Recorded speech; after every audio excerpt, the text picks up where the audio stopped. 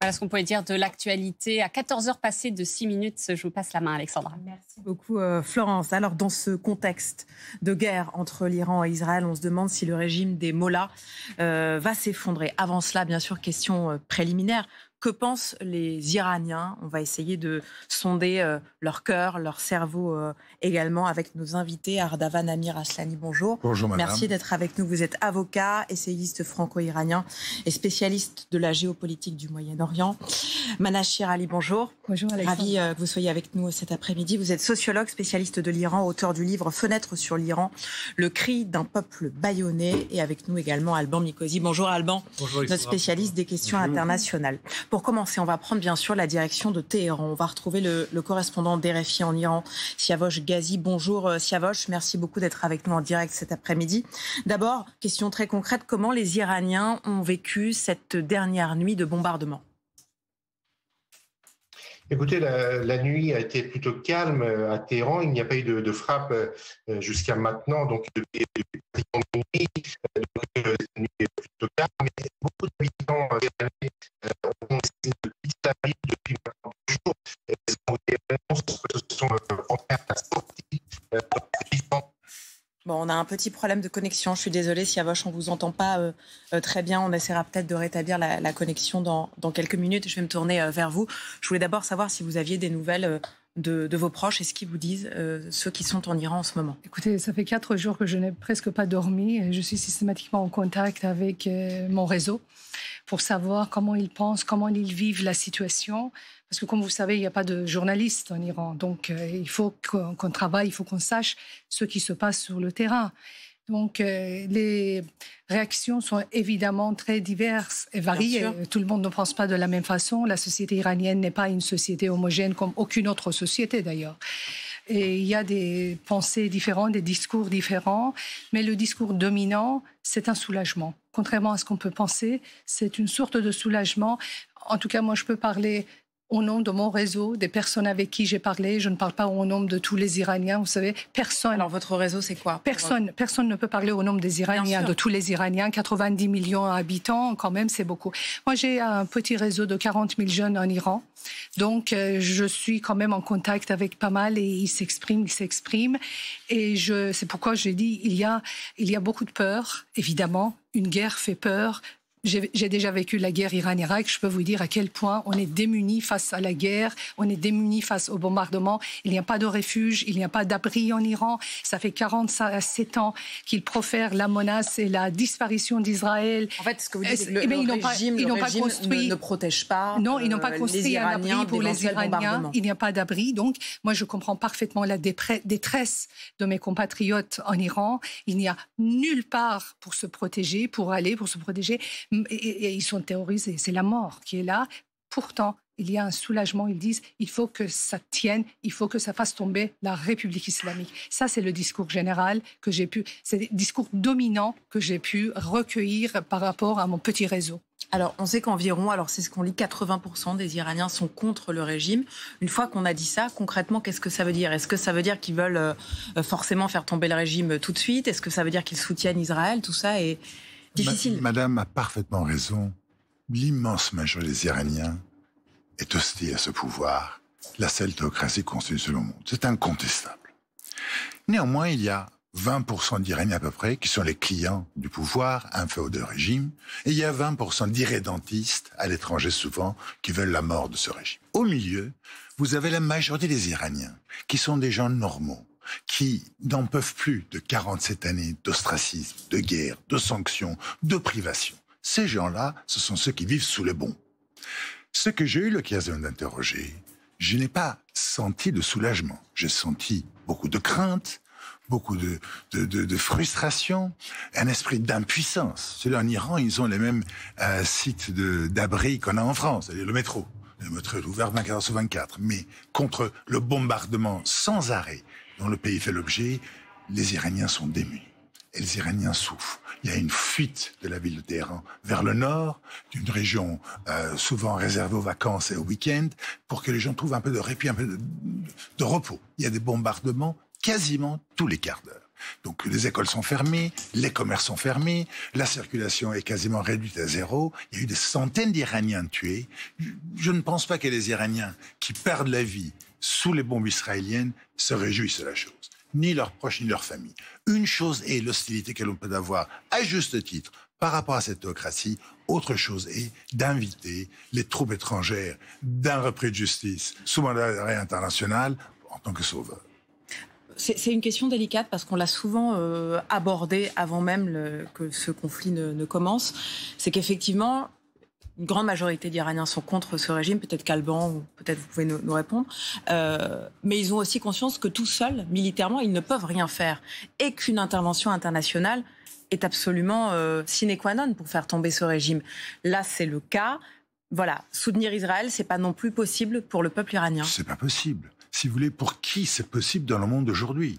Le Premier ministre israélien, chaque jour, en se réveillant, envahit le pays d'à côté. Qui peut soutenir Netanyahou, pardonnez-moi. Ça aurait été possible avant Gaza, ce qui se passe à Gaza? Non, je pense que globalement, si vous voulez, Israël aujourd'hui, il n'y a pas que Gaza, il y a les 80 ans d'histoire que l'on connaît. L'Israël a un déficit d'image incontestable. Et le peuple iranien n'attend pas l'arrivée des troupes israéliennes pour s'affranchir. Et puis, je ne suis même pas certain que les Iraniens veuillent une intervention militaire. Les Iraniens ne veulent plus de ça. Alors, vous savez ce que les Iraniens veulent? Les Iraniens souhaitent plutôt dormir une nuit, de s'endormir une nuit et de se réveiller le lendemain et de voir une démocratie s'installer en Iran comme la démocratie suisse. C'est un rêve, malheureusement. Ça, c'est un rêve. Ça, je peux vous dire qu'il n'y a même pas un seul Iranien qui ne souhaite pas ça. Mais le problème, c'est qu'en même temps, ils sont intelligents. Ils savent que cela n'est pas possible. Et une démocratie ne s'installe pas de cette façon. Et la République islamique ne part pas en le priant. S'il te plaît, tu peux partir. Non, les Iraniens savent que ce régime est criminel. Les Iraniens savent que ce sont les dirigeants de la République islamique qui sont les seuls responsables de la situation actuelle de leur pays. Et personne d'autre.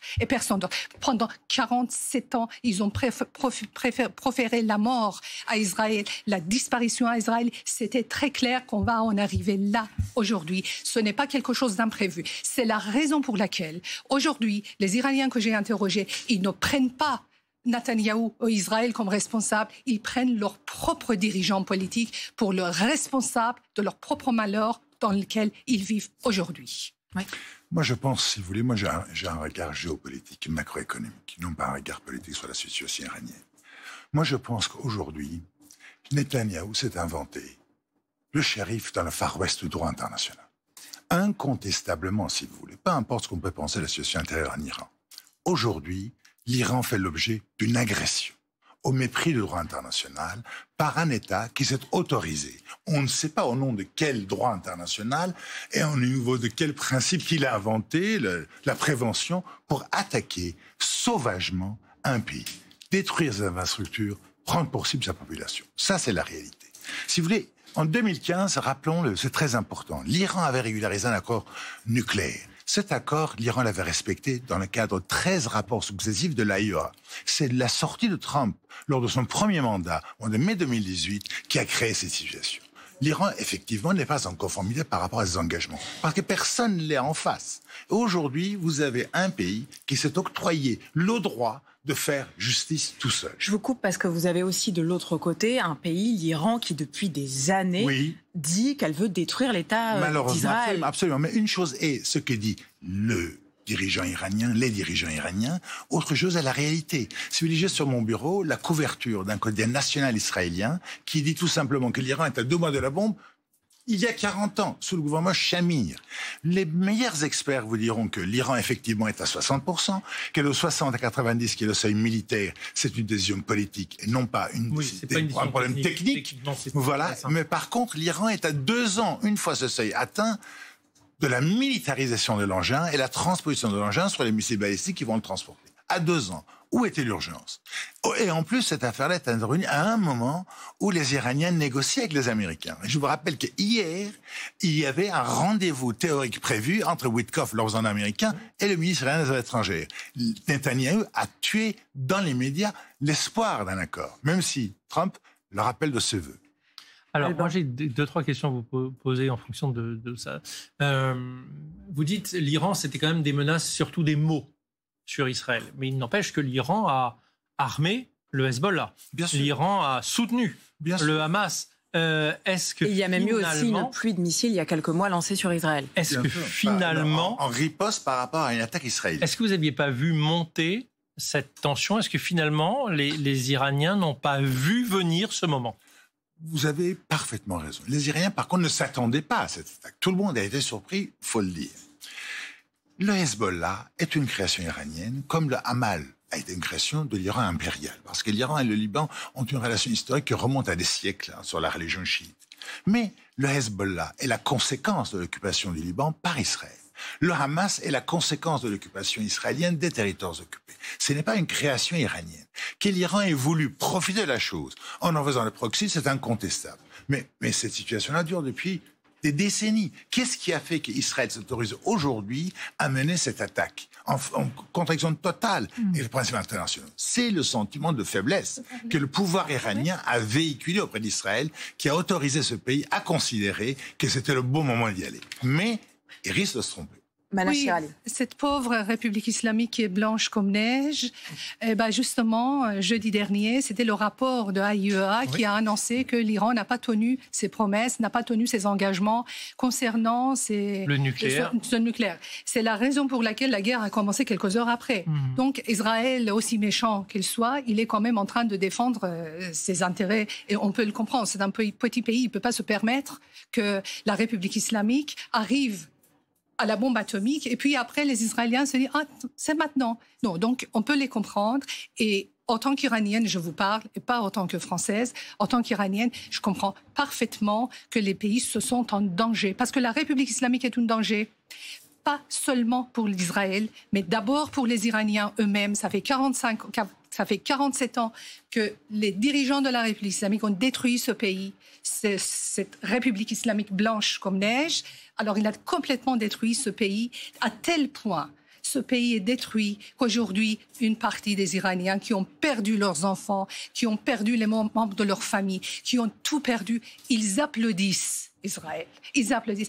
Vous devez comprendre le malheur. Ils applaudissent vraiment Israël. J'ai quand même du mal à comprendre ça aujourd'hui dans la société. J'ai l'impression qu'elle est quand même extrêmement divisée. Parce que contrairement à ces Iraniens qui vivent en France, qui ne sont pas au courant de ce qui se passe en Iran, les Iraniens qui sont sur place, ils savent qu'ils sont incapables de renverser ce régime à main nue. C'était la question que je posais tout à l'heure. Absolument. Il faut absolument des armes. C'est-à-dire que, vous savez, aucun pays, aucun peuple ne demande l'intervention étrangère si ce n'est pas à bout. Si les Iraniens n'étaient pas excédés par l'injustice, par les crimes, par les répressions que la République islamique impose à eux, par tous ces crimes hideux qu'il a commis, il n'aurait jamais applaudi Israël. Mais vous devez comprendre la douleur des Iraniens, le malheur des Iraniens, à quel point ils sont arrivés à bout pour penser qu'une intervention de ce genre pourrait les libérer. Parce qu'ils savent qu'ils ne peuvent pas faire face à main nue, face aux criminels de la République islamique. Je vous propose qu'on voit un instant, on a bien compris les divergences que vous avez sur la situation. Je vous propose qu'on revienne à la question d'Alexandra en passant par une carte d'Iran pour bien comprendre de quoi on parle. Aujourd'hui, la population iranienne, effectivement, elle est, et juste raison, très inquiète de la suite des événements. Ça, je pense qu'on est tous d'accord pour le dire. La ville de Téhéran, qui, vous voyez, se trouve au nord, non loin de la mer Caspienne. Quand on vous dit les habitants de Téhéran quittent Téhéran par le nord pour aller au bord de la mer Caspienne, donc vous voyez comme ça où se trouve la mer Caspienne, et vous avez les différents voisins de l'Iran. Je voudrais vous faire réagir sur deux voisinages. Le premier, je ne peux pas le montrer avec mon doigt comme ça parce que ça n'a pas de sens, mais vous voyez comme une petite tête d'escargot sur le côté en haut de l'Iran, c'est la frontière avec l'Azerbaïdjan. Clairement, c'est une frontière poreuse. Clairement, il y a un certain nombre de gens qui ont pénétré en Iran par l'Azerbaïdjan. Est-ce que vous avez confiance dans vos voisins? J'en viens avec la deuxième information qu'on vient d'apprendre, c'est que le Pakistan a fermé sa frontière à l'Iran. Donc ma question, c'est est-ce que les Iraniens ne se sentent pas prisonniers de cette situation? Je parle du peuple. Vous savez, l'Iran est un pays qui a des problèmes avec l'ensemble de ses voisins. Avec le Pakistan, il y a eu des tirs de missiles de part et d'autre. Avec l'Azerbaïdjan, Dieu sait qu'il y a des problèmes historiques qui remontent, de par une langue commune partagée, une religion partagée, et puis des divergences majeures. L'Azerbaïdjan, aujourd'hui, est l'allié d'Israël. Il y a une ambassade d'Israël, si vous voulez, à Bakou. En plus, l'Azerbaïdjan vient de nettoyer ethniquement la région de Haut-Karabakh, l'allié de l'Arménie, qu'est l'Iran. Et incontestablement, il y a une base du Mossad en Azerbaïdjan, et incontestablement, des agents du Mossad ont pénétré le territoire iranien à travers l'Azerbaïdjan, comme ils l'ont pénétré probablement par le Kurdistan irakien, qui est un peu un no man's land dans le contrôle policier. Vous savez ce qui s'est passé aujourd'hui, qui traduit également le mécontentement d'une partie de la population iranienne, parce que le Mossad n'aurait pas pu disposer des informations pareilles s'il n'y avait pas de collusion, si vous voulez. Des informations par des Iraniens. Importantes, en dehors même de leur contrôle de la cyber-guerre en l'occurrence. Mais le problème de fond, si vous voulez, c'est que l'Iran aujourd'hui est dans une position d'encerclement par des puissances hostiles. Les pétromonarchies arabes du Golfe Persique n'ont nul désir de voir l'Iran réémerger en tant que puissance économique majeure, puissance industrielle majeure, réintégrer sa juste par le concert des nations. Le Pakistan n'en a pas envie, qui est aujourd'hui proche des Saoudiens. Le pouvoir iranien a effectivement, pour la première fois dans son histoire, des crises majeures multiples. À l'intérieur, avec sa On va aller à Téhéran, je suis désolée, parce que la connexion est faible. On va retrouver Siavash Ghazi. Est-ce que vous pouvez nous donner, s'il vous plaît, les dernières informations dont vous disposez? Un hôpital aurait été touché dans l'ouest du pays.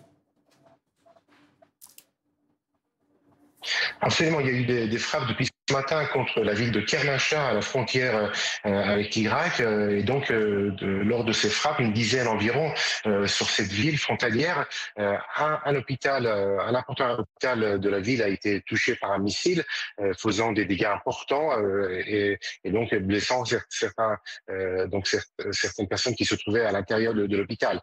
Donc ça fait partie des missiles, par exemple, qui ont touché des zones civiles, par exemple, notamment par exemple à Téhéran, où il y a de nombreux civils qui ont été donc tués ou blessés, selon les chiffres publiés par le gouvernement iranien.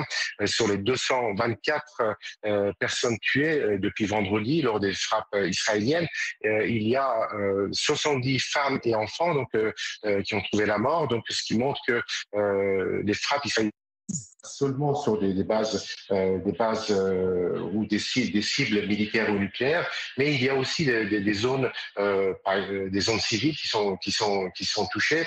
Ça peut être, par exemple, je l'explique pour les téléspectateurs, par exemple un responsable militaire iranien qui habite dans un immeuble, donc qui est visé, et donc à côté dans les autres appartements, ce sont des civils qui habitent ou peut-être des familles de militaires.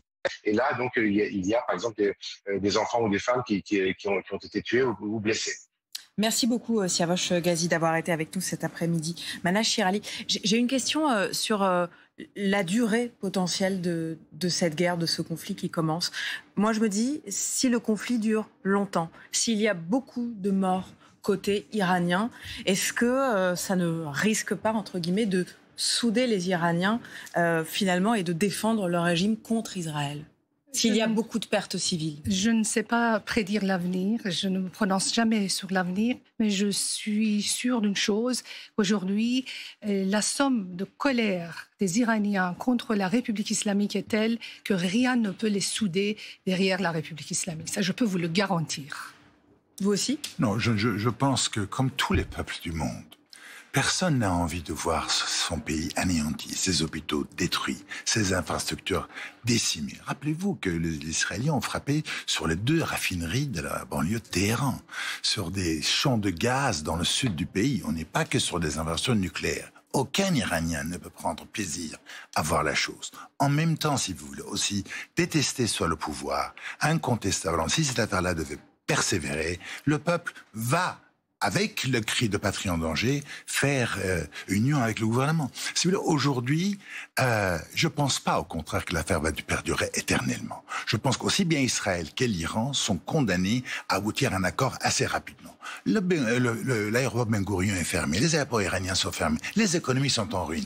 si les Iraniens commencent à partir dans de menaces qui vont exécuter sur la fermeture du détroit d'Ormuz, sur les frappes éventuelles sur les installations pétrolières saoudiennes, sur les frappes sur les Émirats arabes unis, sur d'autres initiatives qui pourraient engendrer notamment l'encouragement aux révoltes d'autres pays musulmans qui souffrent de la ce serait suicidaire. Ça serait un conflit qui deviendrait mondialisé. Allez-y. Vous savez pourquoi monsieur a tort? Parce qu'il ne sait pas une chose. Aujourd'hui, pour les Iraniens, l'ennemi n'est pas Israël, c'est la République islamique. Et jamais. En fait, c'est toute la question du débat. Quel est l'ennemi numéro 1 de l'Iran? Est-ce que c'est le régime ou est-ce que c'est les Iraniens le crient partout. Notre ennemi n'est pas à l'extérieur, notre ennemi c'est la République. Vous dites les Iraniens, pardon, je vous coupe parce que vous dites pour l'instant les Iraniens meurent sous les bombes israéliennes. Déjà, je ne porte pas de jugement de valeur sur qui a raison, qui a tort. Je vous coupe, excusez-moi, les Iraniens meurent sous les bombes israéliennes. Excusez-moi, ils meurent aussi parce qu'ils se font tuer. Il y a beaucoup de condamnés à mort est incontestable. En amont par les mollahs. Personne conteste. C'est pour rétablir aussi. J'ai ouvert le débat en disant moi-même que la majorité des Iraniens n'en veut plus de cette théocratie islamique. Sauf que aujourd'hui, on est dans un conflit majeur avec un État étranger qui s'appelle Israël. Mais c'est la République islamique qui a provoqué cet État étranger. C'est la République islamique qui a c'est assez intéressant parce qu'on voit très bien, on entend très bien la division qui peut régner. Non, mais en fait, moi, je ne comprends pas comment on peut rester à Paris et parler au nom des Iraniens alors que les Iraniens eux-mêmes, ils disent c'est la République islamique qui est responsable de cette guerre, c'est la République islamique qui a provoqué cette guerre. Alban. C'est assez simple, madame, monsieur, qu'on entende des positions différentes et divergentes. C'est tout à fait l'objet. Pour le téléspectateur français, c'est aussi important d'entendre les deux visions. Moi, j'avais une question qui va, je pense, là, pour le coup, vous mettre d'accord l'un et l'autre. On apprend que le grand bazar de Téhéran ferme. Ça, concrètement, pour les gens, ça veut dire quoi? Ça veut dire des difficultés à s'approvisionner? Expliquez-nous clairement ce que ça veut dire. Ça fait longtemps que le bazar de Téhéran ne fonctionne pas parce que l'économie iranienne est en faillite à cause de la kleptocratie iranienne, à cause de la kleptocratie de la République islamique. Ça fait des années que ce pays ne fonctionne plus. Ce n'est pas aujourd'hui, ce n'est pas les bombardements qui ont fermé le bazar de Téhéran. Ça fait des mois et des mois que les bazaris, ils ne peuvent plus travailler parce que l'argent iranien a perdu 100 fois sa valeur dans les derniers mois. Ça fait longtemps que ce pays ne fonctionne plus. Ce n'est pas à cause des bombardements. Écoutez, il faut comprendre la détresse d'un peuple. C'est la détresse d'un peuple qui dit on est prêt à mourir, mais sauver notre pays. Alors, on a entendu votre... J'aimerais, si vous voulez, moi j'essaie d'avoir... En deux phrases, parce qu'après le débat doit avancer. Le bazar de Téhéran, on a un rappel des titres dans 30 secondes. C'est le coût économique du pays. Si le bazar ferme, ça veut dire que le commerce globalisé s'est arrêté. Ça veut dire l'économie et donc des est à l'arrêt pour la population. Il est 14h30. On va retrouver Florence Thiel pour l'essentiel de l'actualité. La poursuite des frappes entre Israël et l'Iran, des frappes réciproques à Téhéran. Ce sont des sites sensibles comme des dépôts de carburant et des sites nucléaires qui sont visés par Israël. Par crainte d'être eux aussi la cible des frappes, de nombreux habitants de Téhéran tentent de quitter la capitale. En Israël, la population vit aussi dans l'angoisse. Les sirènes d'alarme retentissent régulièrement dans tout le pays. Cette nuit, des tirs iraniens sur plusieurs villes ont fait 11 morts selon un dernier bilan. Tsahal qui affirme désormais dominer dans les airs l'armée iranienne. Hier soir, nous avons mené une nouvelle vague de frappes à Téhéran. Nous avons frappé plus de 20 quartiers généraux de l'armée iranienne et de la force Al-Quds. Nous avons éliminé le chef des renseignements des gardiens de la Révolution et son adjoint, ainsi que le chef des renseignements de la force Al-Quds et son adjoint.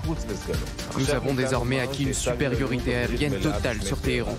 Dans ce contexte tendu que se réunissent les dirigeants du G7 au Canada. Les sujets sur la table sont nombreux. Les conflits à Gaza et en Ukraine. Mais c'est la crise au Proche-Orient qui occupe tous les esprits. Donald Trump affirme qu'il est possible que les États-Unis s'impliquent dans le conflit et se montre confiant dans la conclusion d'un accord. En France, l'ouverture du salon du Bourget, le plus grand rendez-vous aérospatial au monde, a été inauguré par le Premier ministre François Bayrou. 48 pays y sont représentés et 2400 exposants. Un salon rattrapé par la situation au Proche-Orient. Le gouvernement français a interdit l'accès aux stands d'armement israéliens, une décision jugée scandaleuse selon le président israélien Isaac Herzog. L'actualité marquée aussi par cet hommage national rendu aux 2 pompiers volontaires décédés la semaine dernière à Laon alors qu'ils luttaient contre l'incendie d'un immeuble qui s'est effondré sur eux. Tous 2 ont été décorés de l'insigne de chevalier de la Légion d'honneur à titre posthume. Leur courage a été salué ce matin par le ministre de l'Intérieur Bruno Retailleau. Ce que vos 2 frères d'armes vous laissent est plus grand que le chagrin que leur disparition nous cause. Ce qu'ils nous laissent, c'est une somme de courage, le leur et les vôtres. Notre avenir dépend-il de la technique ou encore la vérité est-elle toujours convaincante? Ce matin, les élèves de terminale ont planché sur ces thèmes pour la première épreuve du baccalauréat. 4 heures intenses pour plus de 530 000 élèves. Et ce n'est que le début du marathon puisque les épreuves écrites de spécialité doivent débuter demain. Merci Florence, et on va débriefer d'ailleurs ces sujets de philosophie ensemble dans une dizaine de minutes. On poursuit notre débat sur la situation en Iran. Je voudrais qu'on écoute le géopolitologue Dominique Moisy. On lui a posé la question, si le régime des mollahs tombait demain, qu'est-ce qui pourrait se passer ? L'Iran n'a jamais été aussi faible à l'extérieur, mais une réalité interne. L'économie est dans un état épouvantable, le régime est profondément impopulaire auprès de sa population. Mais alors, maintenant, il y a la question du risque. Qu'est-ce qui se passe après ? Imaginons que le régime iranien des mollahs tombe. Qui va lui succéder ? Est-ce que ce sera un régime libéral démocratique ? C'est quand même une grande illusion. Il y a un risque que le chaos succède aux mollahs. Et d'ailleurs, Donald Trump a refusé qu'Israël tue le guide suprême, Ali Khamenei.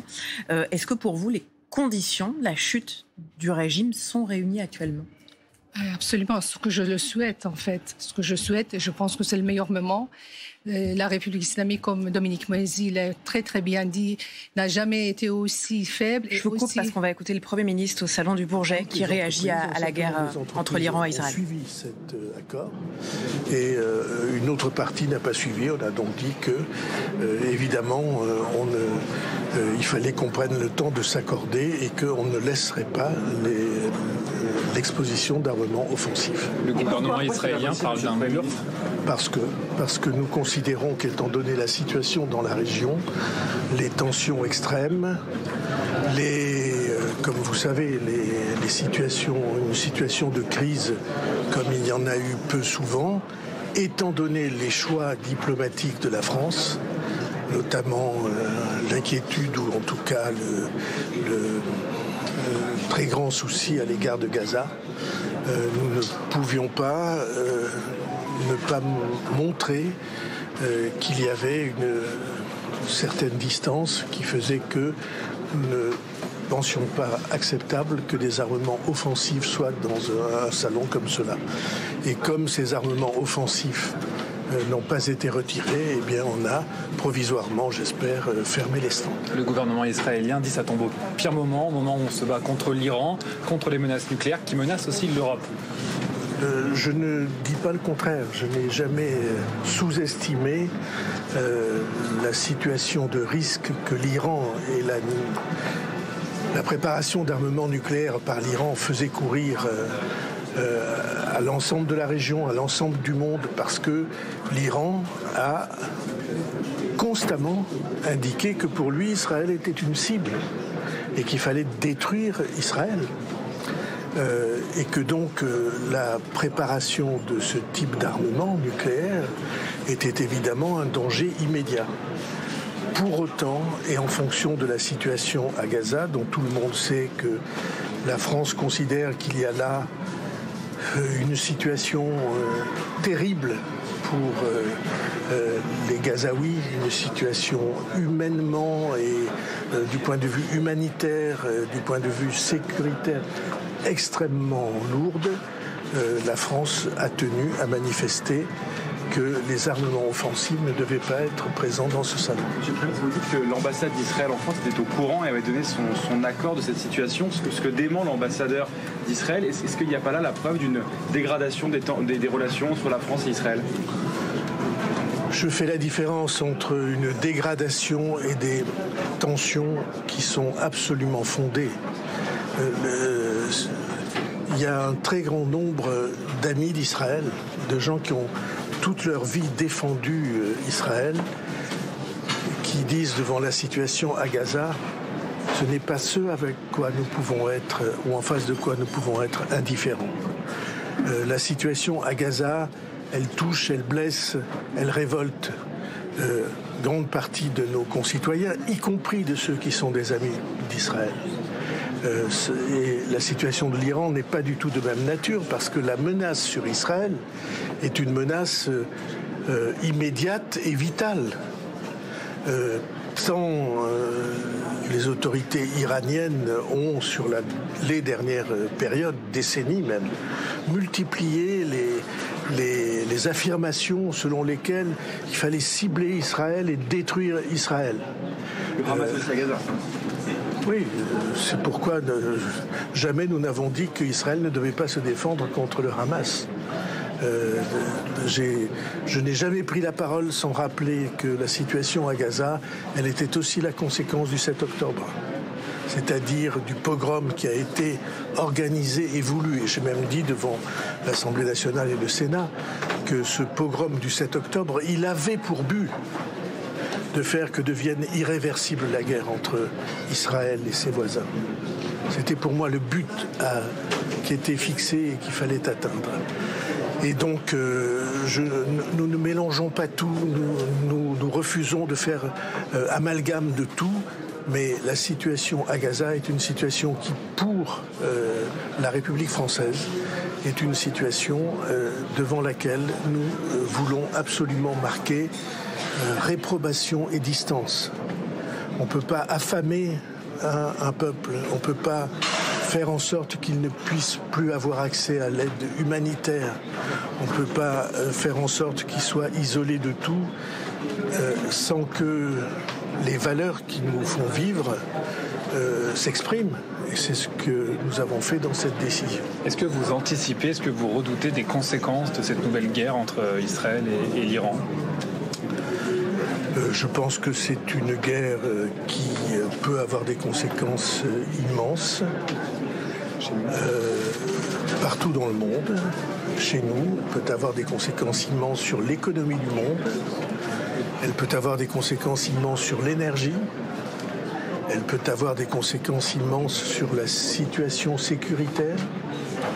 Mais vous voyez bien que l'Iran, dans la manière qu'il a choisi depuis des années et des années de conduire la société iranienne, est une inquiétude constante sur toute la planète. Comment peut-on être indifférent à un régime qui a pendu des centaines de femmes parce qu'elles refusaient les impératifs vestimentaires? Comment on peut pendre plus de 300 femmes, les tuer de cette mort ignominieuse? Comment on peut accepter ça sans rien dire? Et donc, je refuse de mettre sur le même plan les uns et les autres. Nous avons une responsabilité qui est une responsabilité de solidarité quand on voit un déséquilibre comme celui-là se créer. Est-ce que, même si vous considérez que cette attaque d'Israël donc est légitime, en tout cas compréhensible, est-ce que vous mettez des lignes rouges néanmoins? Est-ce que vous dites à Israël, attention, il y a des lignes rouges à ne pas franchir, en Iran aussi, des cadres du régime à ne pas viser? Ceux qui s'expriment au nom de la République française en matière de politique étrangère, c'est le président de la République. Et naturellement, la position du gouvernement français, elle est concertée avec le président de la République. Mais c'est le président de la République qui a l'initiative et la légitimité de s'exprimer en matière de politique étrangère. Comme vous savez, on appelle ça depuis toujours le domaine réservé. Et il est bien qu'il en soit ainsi. Parce que c'est celui qui est élu par le suffrage universel qui a la charge de porter la vision que la République française ressent sur les affaires du monde. Donc, de ce point de vue-là, la situation est extrêmement claire. Nous avons exprimé qu'Israël a le droit de se défendre quand son existence est menacée en toutes circonstances. Nous l'avons dit le 7 octobre, d'autant que nous avons, je vous rappelle, 50 de nos compatriotes qui ont été tués le 7 octobre. Et nous avons été solidaires d'un bout à l'autre, parfaitement. Et nous le demeurons. Mais nous avons dit aussi, deuxièmement, que la situation à Gaza était une situation moralement inacceptable. Parce que une communauté, un peuple réduit à une situation humanitaire et sécuritaire impossible, avec peuple affamé et soins impossibles à recevoir. Ça ne peut pas être accepté. Et troisièmement, sur la menace que l'Iran fait peser avec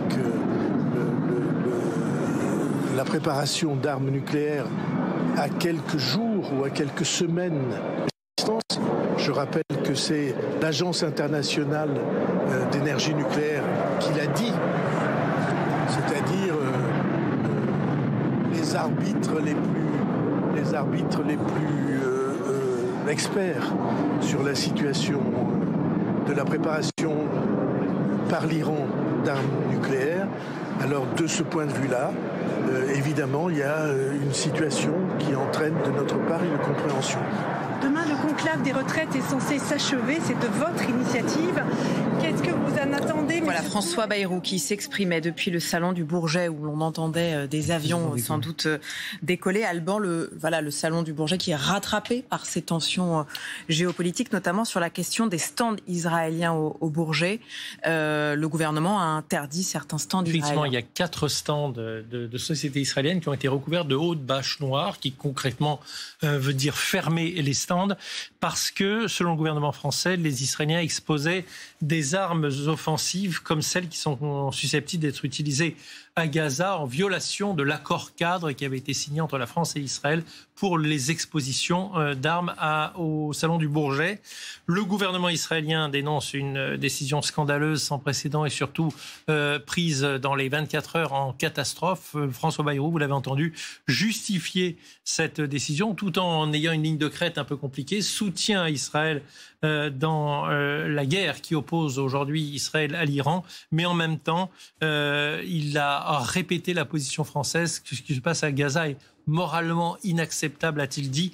Donc toute l'ambiguïté, toute la difficulté de la position française sur ces 2 dossiers qui traitent d'Israël. Je voudrais qu'on revienne à notre débat qu'on a interrompu pour entendre le Premier ministre sur cette question. Le régime des mollahs peut-il tomber en Iran? Est-ce que, et je vous posais la question, est-ce que selon vous les conditions sont réunies pour que cela se produise? Je pense que le régime est déjà tombé. C'est la fin de la République islamique. Je pense que le peuple iranien a largement de ressources pour remplacer ces incompétents de mollahs. Il y a des Iraniens extrêmement cultivés à l'intérieur du pays. Il y a des Iraniens compétents à l'extérieur du pays. Pardon, vous dites le régime est déjà tombé, mais vous disiez tout à l'heure, on a besoin d'armes. Mais évidemment, le régime est tombé dans le sens où... On va renverser un régime qu'avec des cerveaux, pardon. Dans le sens où c'est un régime politique qui est détesté de son peuple, il est déjà mort. Il est en place grâce à sa force de répression du peuple. C'est la seule chose qui le tient. Pour moi, en tant que politologue, je pense que ce régime est déjà mort. Ça fait longtemps qu'il est mort.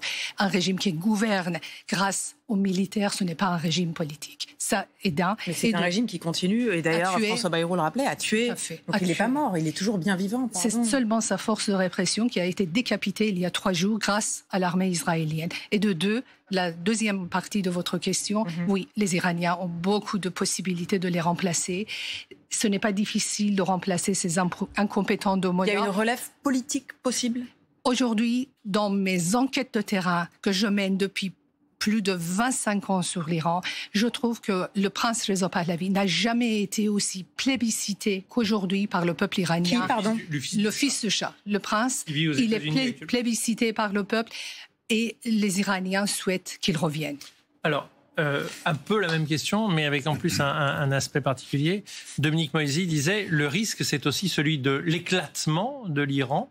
Qu'est-ce que vous en pensez, vous? Si vous voulez, quand on regarde l'histoire, on voit que chaque fois qu'il y a eu des interventions étrangères dans un pays visant à changer le régime, ça s'est incontestablement mal passé.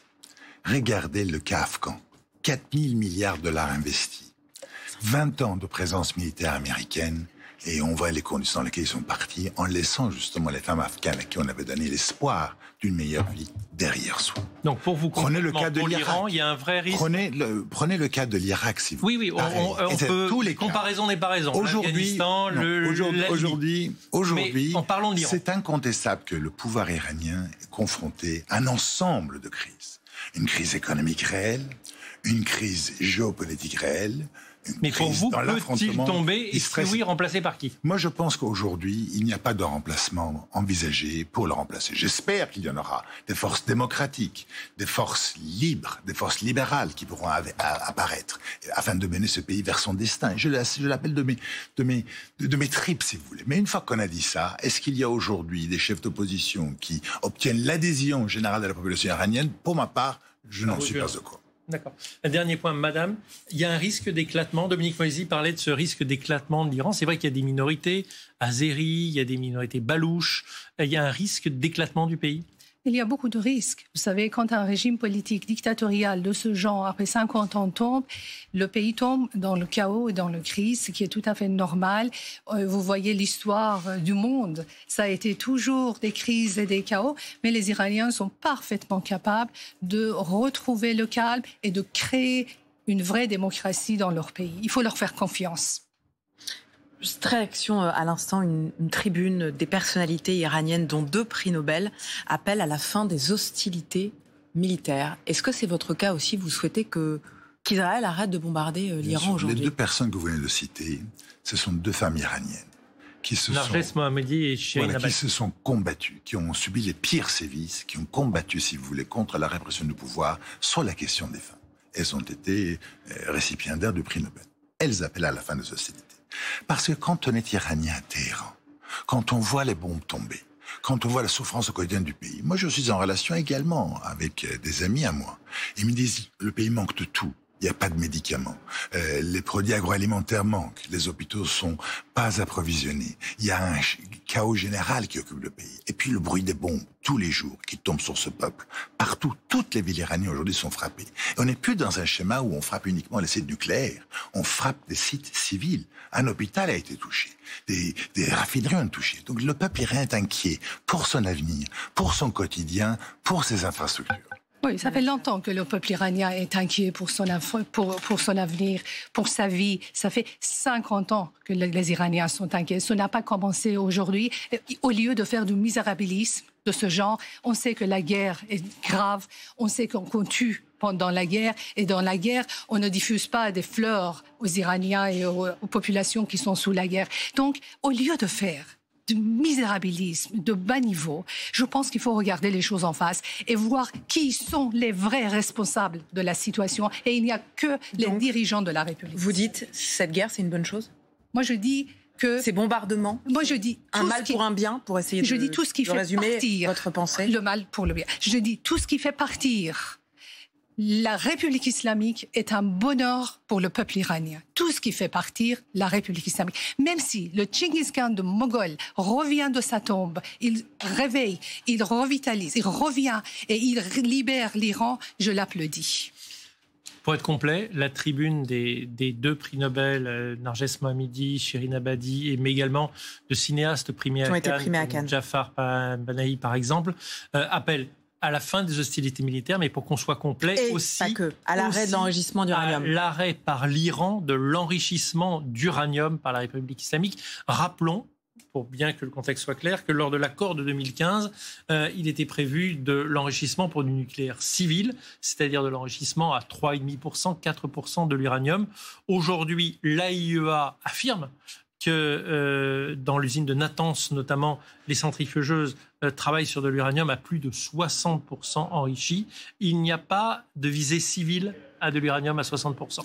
Donc la position des prix Nobel, elle est importante parce qu'elle appelle tout à la fois à la fin des hostilités militaires, mais également à la fin du programme caché, du programme en tout cas non civil, on va l'appeler comme ça, Il demande la résignation de la République islamique, ce qui est tout à fait juste et vrai. Les Iraniens reconnaissent eux-mêmes qu'ils enrichissent à 60%.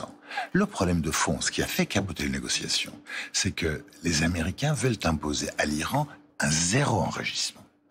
Que l'enrichissement alors soit qu'il fait le propose, aux Saoudiens. Alors le droit international prévoit le droit pour chaque pays d'enrichir de l'uranium sur son propre sol pour ses besoins civils. Et encore une fois, les besoins civils largement dépassés, puisque dans le cadre de l'accord de 2015, c'était 3,67%. Voilà, ils sont à 60 aujourd'hui.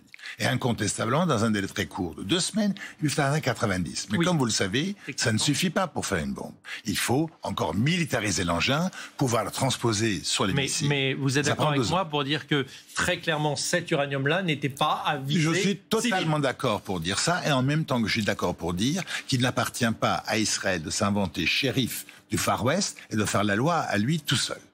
Ah bah vous vous contredisez, monsieur. Vous vous contredisez. Merci de Pourquoi vous dites ça? Parce que si on accepte que la République islamique est un État voyou, qui n'a jamais respecté ses engagements, c'est un État dangereux. On ne peut pas le traiter comme n'importe quel autre pays normal. Pardon, pourquoi ça vous fait rigoler? Parce que je ne vois pas en quoi ce que j'ai dit était source à débat. J'ai dit tout simplement que le droit international prévoit qu'il y a une charte des Nations Unies. D'accord, j'ai compris. Je voulais juste savoir pourquoi vous rigoliez. Vous aviez l'air un peu moqueur, c'est pour ça que je me posais la question. Continuez. Oui, ça je trouve très misogyne et ça c'est tout à fait normal parce que quand les femmes parlent, les hommes se permettent de rigoler comme ça. C'est pas mon cas.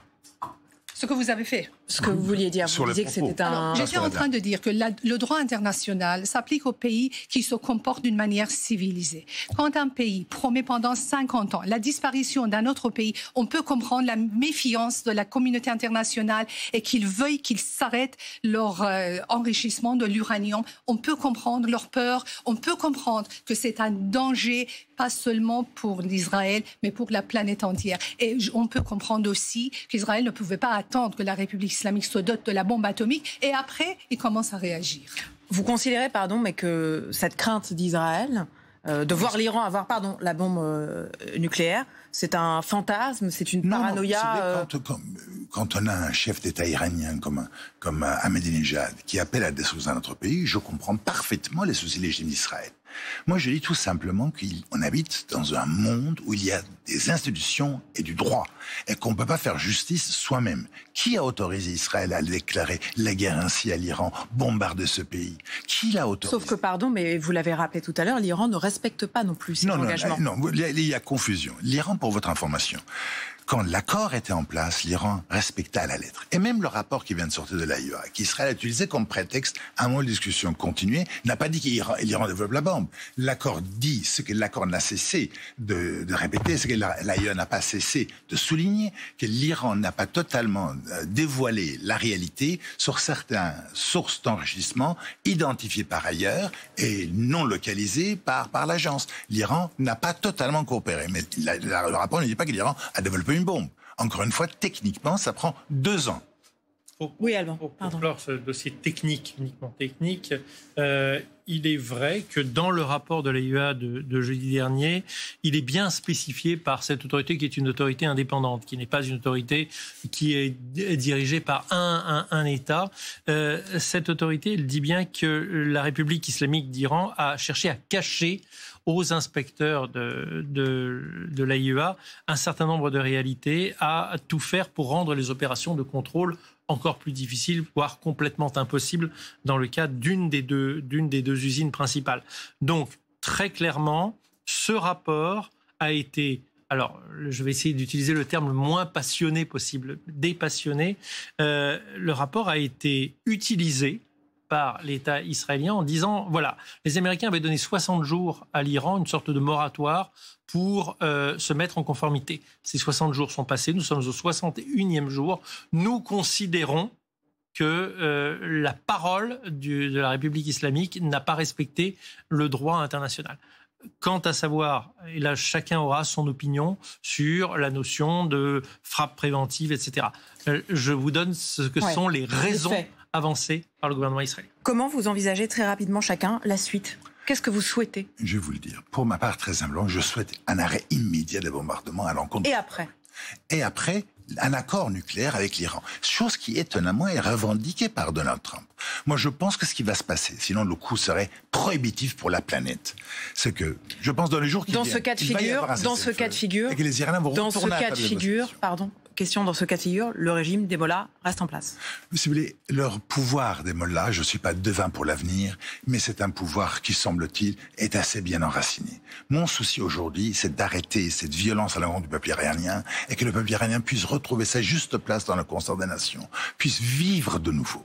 Alors, en espérant... Avec le régime des mollahs. Non, en espérant que le pouvoir puisse changer, en espérant que l'Iran puisse retrouver... En espérant que le pouvoir... on ne peut qu'espérer un retour vers des jours meilleurs. Bon, c'était quand même un plateau difficile d'entendre autant de contradictions de la part de mon voisin. Il s'est contredit de A à Z, dès le début du programme jusqu'à la fin. Finalement, on a très bien compris.